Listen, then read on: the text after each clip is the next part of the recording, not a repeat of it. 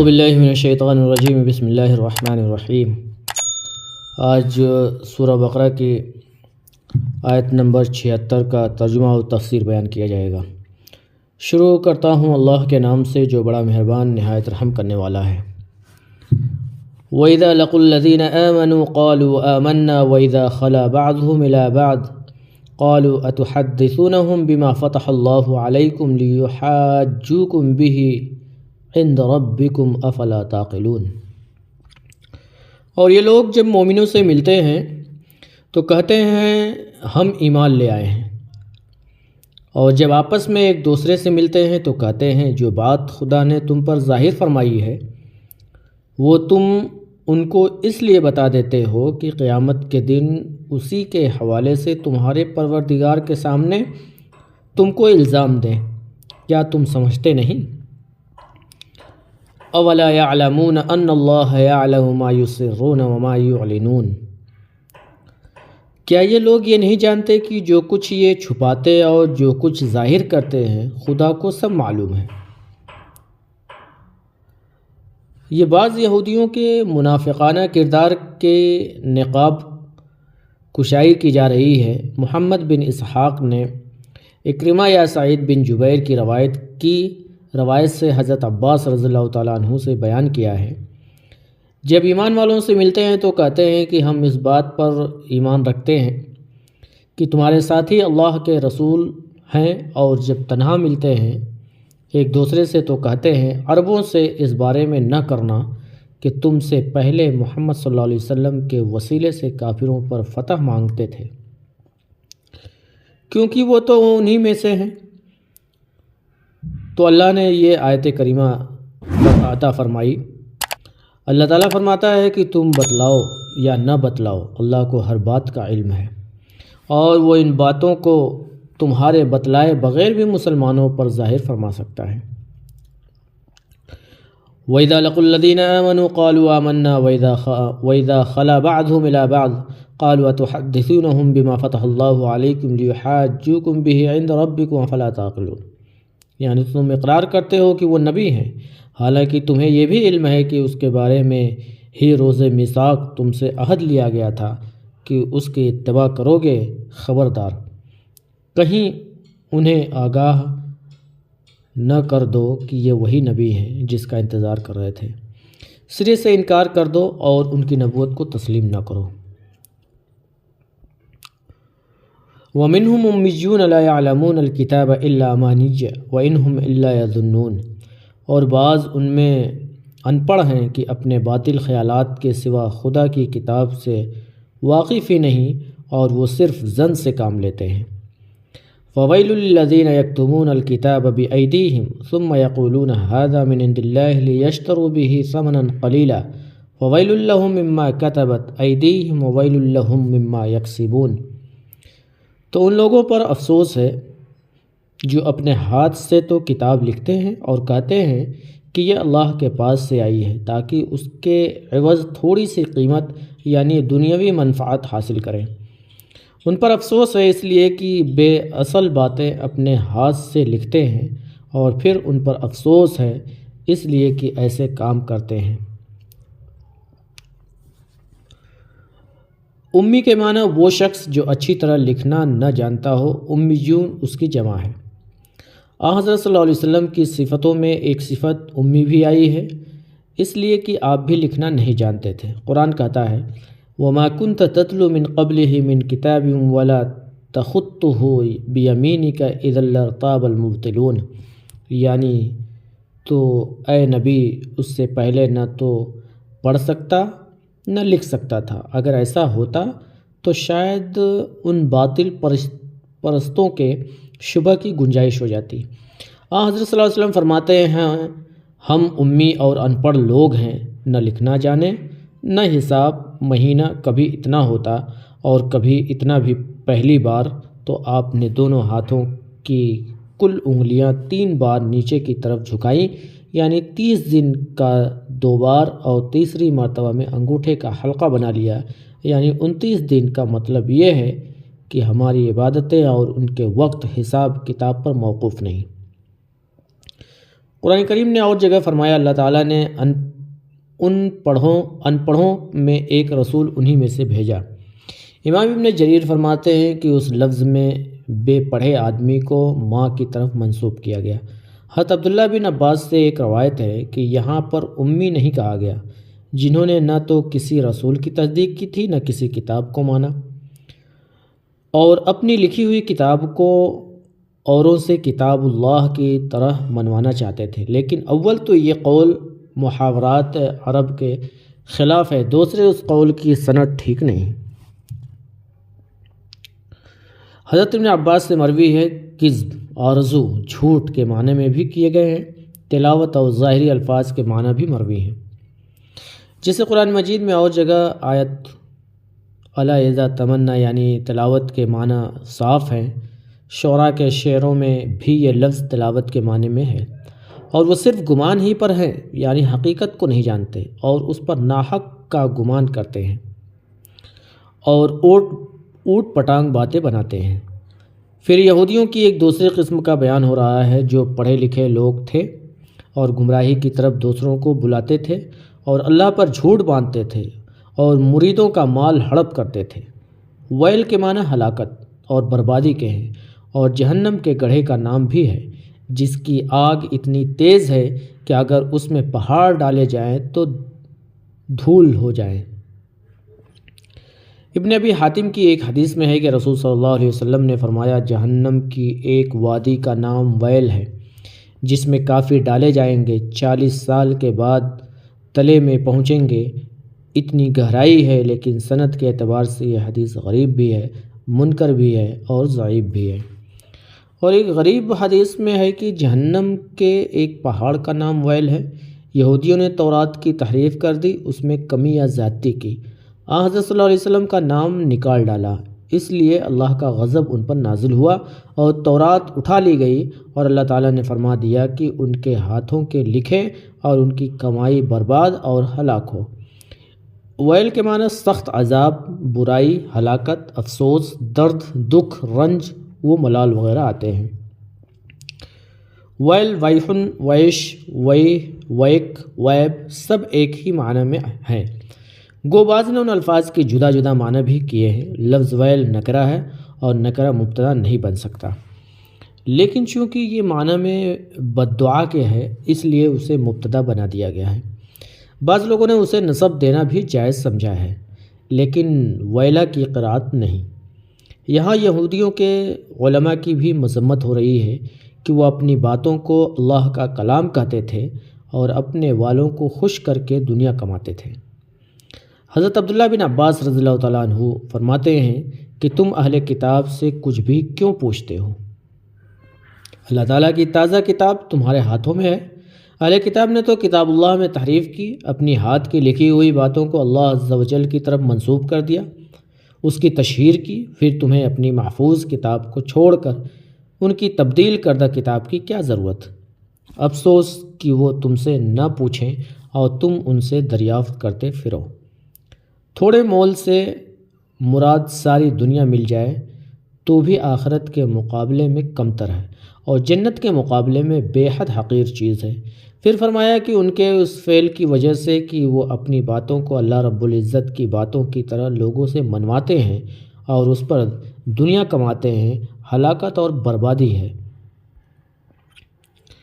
وَقَالُوا لَن تَمَسَّنَا النَّارُ إِلَّا أَيَّامًا مَّعْدُودَةً قُلْ اتخذتم عند اللہ عہدا فلن یخلف اللہ عہدا ام تقولون علی اللہ ما لا تعلمون۔ اور کہتے ہیں کہ دوزخ کی آگ ہمیں چند روز کے سوا چھو ہی نہیں سکے گی۔ ان سے پوچھو کیا تم نے خدا سے اقرار لے رکھا ہے کہ خدا اپنے اقرار کے خلاف نہیں کرے گا؟ نہیں، بلکہ تم خدا کے بارے میں ایسی باتیں کہتے ہو جن کا تمہیں مطلق علم نہیں۔ بلا من کسب سیئۃ وحاطت به خطیئتہ فاولئک اصحاب النار ہم فیہا خالدون۔ ہاں، جو برے کام کرے اور اس کے گناہ ہر طرف سے گھیر لیں تو ایسے لوگ دوزخ میں جانے والے ہیں اور وہ ہمیشہ اس میں جلتے رہیں گے۔ حضرت ابن عباس فرماتے ہیں، یہودی لوگ کہا کرتے تھے کہ دنیا کی کل مدت 7000 سال ہے، ہر سال کے بدلے ایک دن ہمیں عذاب ہوگا، تو صرف 7 دن ہمیں جہنم میں رہنا پڑے گا۔ اس قول کی تردید میں یہ آیتیں نازل ہوئیں۔ بعض کہتے ہیں یہ لوگ 40 دن تک آگ میں رہنا مانتے تھے کیونکہ ان کے بڑوں نے 40 دن تک بچھڑے کی پوجا کی تھی۔ بعض کا قول ہے کہ یہ دھوکہ انہیں اس سے لگا تھا کہ وہ کہتے تھے کہ تورات میں ہے کہ جہنم کے دونوں طرف زقوم کے درخت تک 40 سال کا راستہ ہے، تو وہ کہتے تھے کہ اس مدت کے بعد عذاب اڑ جائیں گے۔ ایک روایت میں ہے کہ انہوں نے حضور صلی اللہ علیہ وسلم کے سامنے آ کر کہا کہ 40 دن تک تو ہم جہنم میں رہیں گے، پھر دوسرے لوگ ہماری جگہ آ جائیں گے، یعنی آپ کی امت۔ آپ نے ان کے سروں پر ہاتھ رکھ کر فرمایا، نہیں، بلکہ تم ہمیشہ جہنم میں پڑے رہو گے۔ اس پر یہ آیت نازل ہوئی۔ حضرت ابو ہریرہ فرماتے ہیں، فتح خیبر کے بعد حضور کی خدمت میں بطور ہدیہ بکری کا پکا ہوا زہر آلود گوشت آیا۔ آپ نے فرمایا، یہاں کے یہودیوں کو جمع کر لو۔ پھر ان سے پوچھا، تمہارا باپ کون ہے؟ انہوں نے کہا، فلاں۔ آپ نے فرمایا، جھوٹے ہو، بلکہ تمہارا باپ فلاں ہے۔ انہوں نے کہا، بجا ارشاد ہوا، وہی ہمارا باپ ہے۔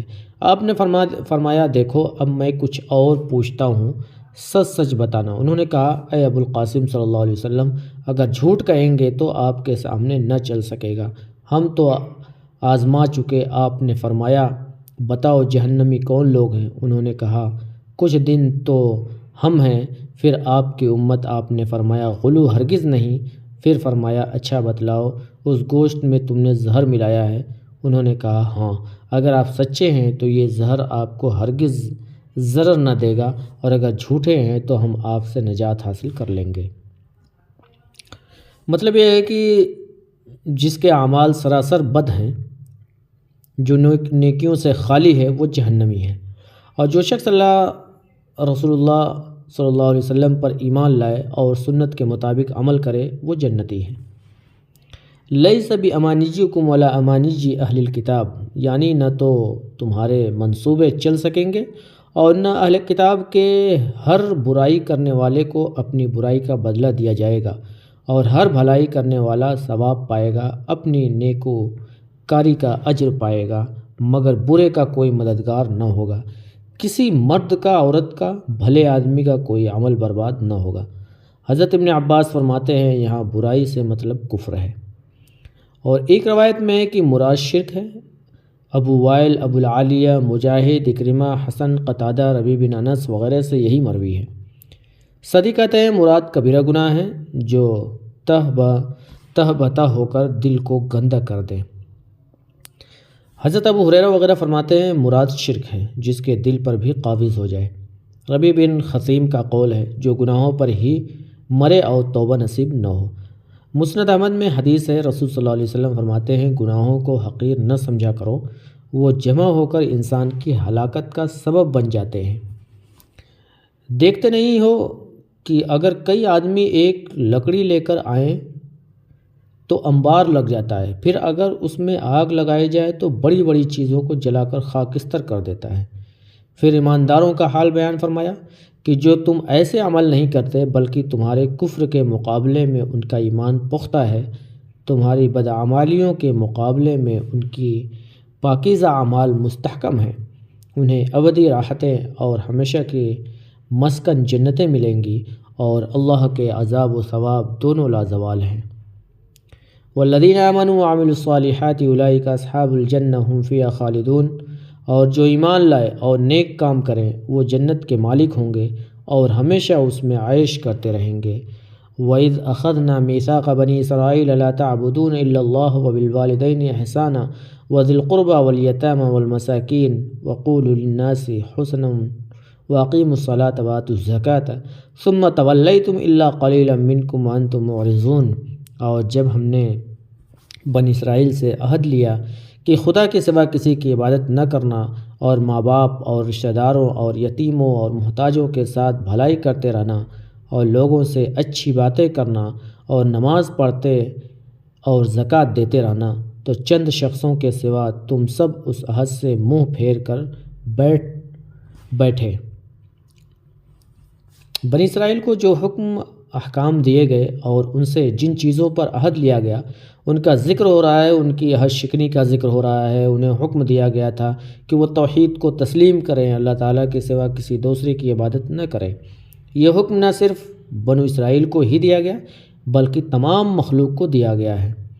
وَمَا أَرْسَلْنَاكَ مِن قَبْلِكَ مِن رَّسُولٍ إِلَّا نُوحِي إِلَيْهِ أَنَّهُ لَا إِلَٰهَ إِلَّا أَنَا فَاعْبُدُونِ، یعنی تمام رسولوں کو ہم نے یہی حکم دیا کہ وہ اعلان کر دیں کہ قابل عبادت میرے سوا اور کوئی نہیں، سب لوگ میری ہی عبادت کریں۔ اور فرمایا وَلَقَدْ بَعَثْنَا فِي كُلِّ أُمَّةٍ رَّسُولًا أَنِ اعْبُدُوا اللَّهَ وَاجْتَنِبُوا الطَّاغُوتَ، یعنی ہم نے ہر امت میں رسول بھیجا کہ اللہ ہی کی عبادت کرو اور اس کے سوا دوسرے معبودان باطل سے بچو۔